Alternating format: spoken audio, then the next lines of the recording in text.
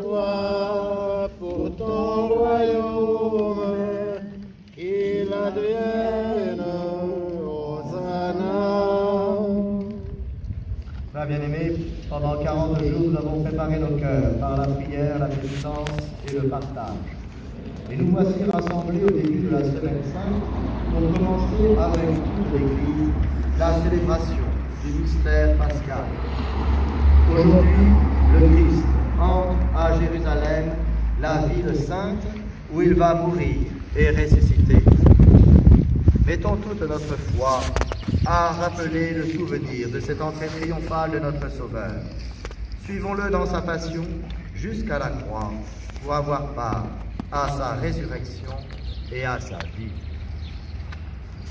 Prions le Seigneur.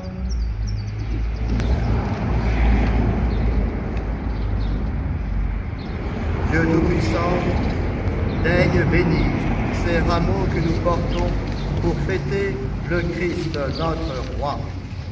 Accorde-nous d'entrer avec lui dans la Jérusalem éternelle, lui qui règne avec toi et le Saint-Esprit, maintenant et pour les siècles des siècles. Amen.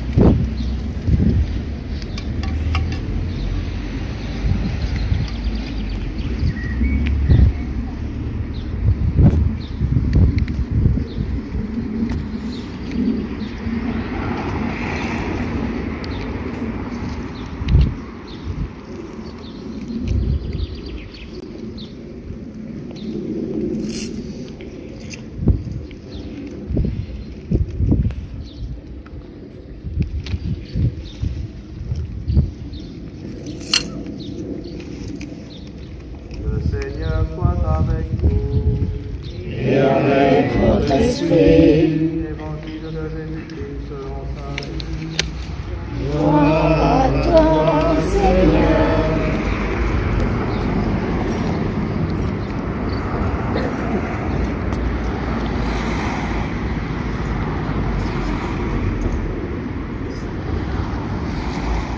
En ce temps-là, Jésus partit en avant pour monter à Jérusalem.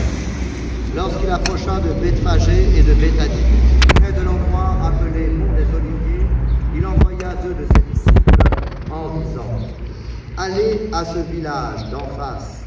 À l'entrée, vous trouverez un petit âne attaché sur lequel personne ne s'est encore assis.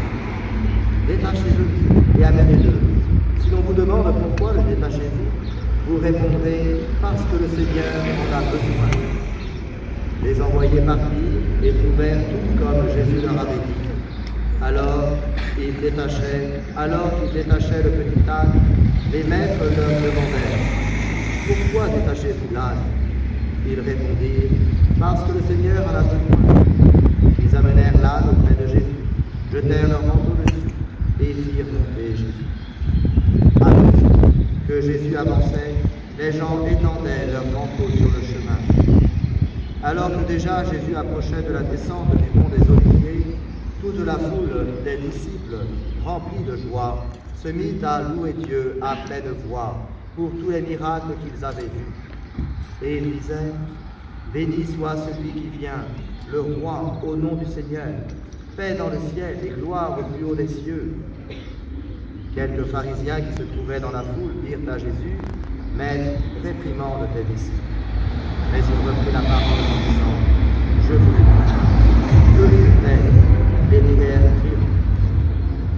Acclamons la parole de Dieu. Louange à toi, Seigneur Jésus.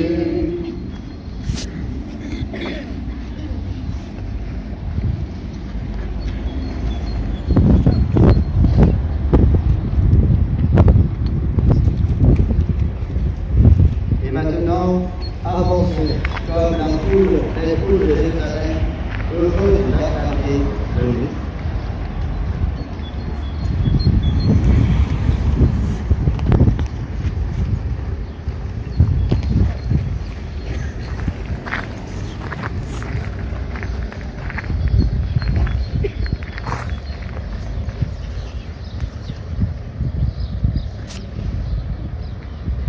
Voici celui qui vient au nom du Seigneur. Acclamons notre roi.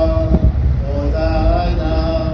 Voici celui qui vient au nom du Seigneur.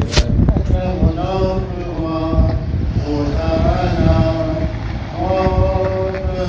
Levez-vous, frontons, levez-vous, entre les éternels, il entre le roi de gloire.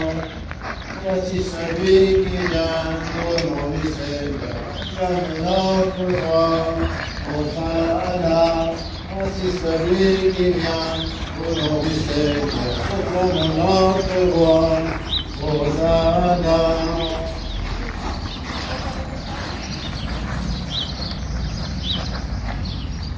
Honneur et gloire à ton nom, roi des rois, Seigneur des puissances. Jésus, que ton règne vienne. Voici celui qui vient au nom du Seigneur. Acclamons notre roi. Hosanna. Voici celui qui vient au nom du Seigneur. Acclamons notre roi. Hosanna.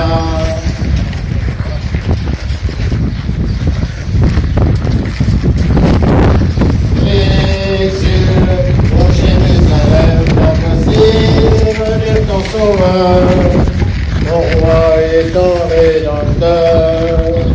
Voici celui qui vient au nom du Seigneur. Clamons notre roi.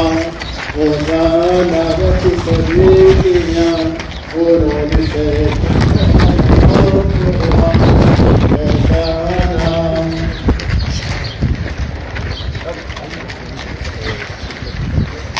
Hosanna.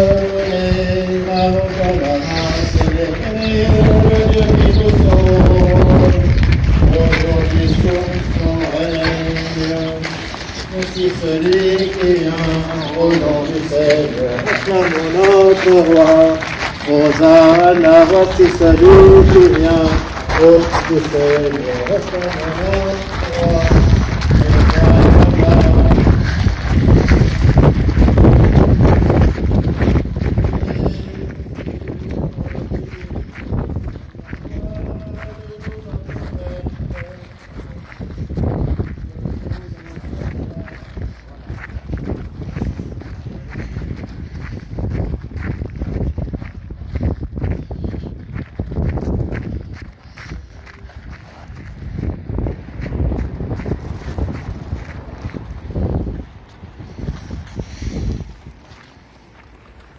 Après 3 années de rencontres et d'enseignements, après 3 années de signes merveilleux et de combats tout aussi victorieux qu'impressionnants contre les esprits du mal, Jésus arrive à Jérusalem pour la grande fête de la Pâque.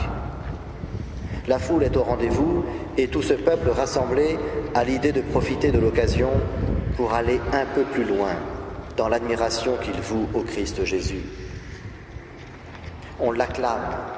Et insensiblement, on le pousse à exprimer une autorité, un pouvoir, pour faire avancer la cause des Hébreux, en particulier face à l'Empire romain. Tout semble possible à ce rabbi. Alors on ose l'acclamer comme le digne fils de David, comme le roi qui vient au nom du Seigneur. Et Jésus, bien qu'ayant explicitement choisi l'humble monture d'un petit âne plutôt que les fiers destriers des princes, Jésus toutefois semble se laisser faire. Il laisse la foule l'acclamer, tout en connaissant sa méprise dans la confusion des pouvoirs temporels et éternels. Jésus se laisse acclamer. Et plus encore dans le texte que nous avons entendu à l'extérieur de l'Église, Jésus, qui est sommé par les pharisiens de faire taire la foule, Jésus répond cette incise, « Je vous le dis, si eux se taisent, les pierres crieront. » Il y a donc, dans la reconnaissance de la personne du Christ, une réalité incontournable qui est inscrite au cœur de la création et de tout le développement dont l'homme a été capable. Et il en va de notre dignité d'user de ce que nous sommes, de ce que nous savons, de ce que nous aimons, de ce que nous voulons. Il en va de notre dignité d'user de tout notre être pour reconnaître la place du Christ, qui est la place de Dieu dans le monde qu'il a créé. La procession des rameaux que nous faisons chaque année nous donne à travers un rite et des traditions de glorifier notre Dieu, de lui donner ce qui lui revient, c'est-à-dire une place unique dans notre vie et dans notre monde. Une place unique que nous pourrions définir comme le centre de gravité. Dieu est au point précis où notre vie tient l'équilibre entre ce qu'elle reçoit et ce qu'elle peut donner par elle-même. Ce point d'équilibre, ce centre de gravité, c'est l'immense privilège de notre liberté. Et justement, Dieu est là. Et nous le glorifions comme celui qui est garant de cette liberté, qui l'incarne même avant de nous la donner.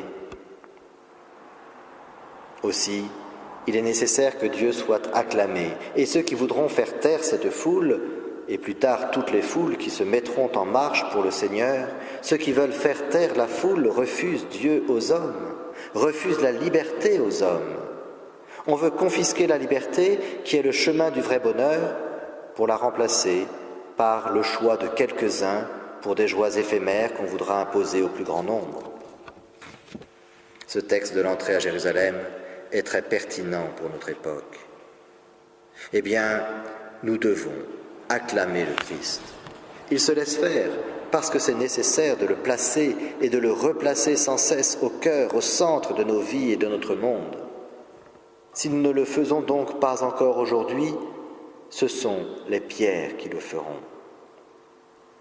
Nous pouvons ainsi penser à ces pierres de nos églises et de nos cathédrales, ces pierres qui crient à un monde aveugle ou aveuglé que la raison de leur beauté, de leur grandeur, n'est pas à chercher dans leur agencement, mais dans la présence accueillie au tabernacle. Il est des spécialistes pour admirer et faire admirer les pierres, mais nous devons nous spécialiser dans leur écoute pour dire au monde que le plus bel écrin n'est rien sans son trésor. Et lorsque notre Seigneur annonce que les pierres crieront la gloire de Dieu, nous pouvons aussi penser à cette nature qui est notre maison commune et que beaucoup, avec de bonnes intentions, veulent préserver. Avec le pape François, nous devons aller au fond du problème et glorifier par cette nature celui qui en est l'origine. La nature ne crie pas seulement une souffrance que les hommes lui infligeraient, mais elle crie du fait que l'on ne sache plus ce qu'elle est, que l'on ne sache plus pourquoi est-elle et de qui est-elle. La nature crie pour nous désigner son cœur et son centre qui est Dieu et que nous pouvons glorifier par elle, ce que fit merveilleusement saint François. Acclamons donc notre Dieu. Il nous dit dans l'épisode des rameaux que cela est nécessaire pour chacun d'entre nous et pour le monde. N'attendons pas les avertissements par défaut de la nature ou de nos monuments qui resteront toujours fidèles dans leur destinée et à leur origine et à leur fin. Acclamons librement et dignement notre Dieu.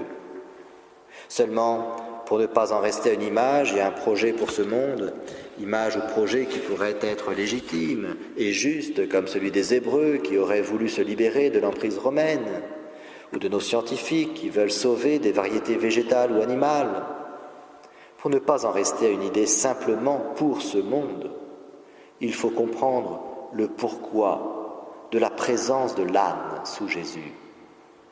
Jésus se fait acclamer, mais l'âne est là pour nous dire à tous que la solution à nos problèmes n'est pas d'abord dans un pouvoir technique et humain, dans une autorité politique. La solution est d'abord et avant tout dans la victoire secrète et intérieure que le Christ Jésus est venu nous apporter. Et cette victoire est l'aboutissement d'un combat qui est en nous, le grand combat contre le mal qui se présente parfois devant nous, parfois en nous, toujours agile au mensonge, en nous présentant ce que nous aimerions tant croire vrai. Aussi, pour ce combat, il ne faut pas en rester au jour des rameaux. Mais, comme la liturgie nous le présente dès aujourd'hui, il nous faut continuer à suivre le Christ quand l'éclat de la fête est passé. Le suivre dans l'intimité et le mystère du cénacle. Le suivre dans le drame, la souffrance et le non-sens du Vendredi Saint. Le suivre enfin pour être là au matin de Pâques et faire l'expérience de la foi, au nom du Père, du Fils et du Saint-Esprit, ainsi soit-il.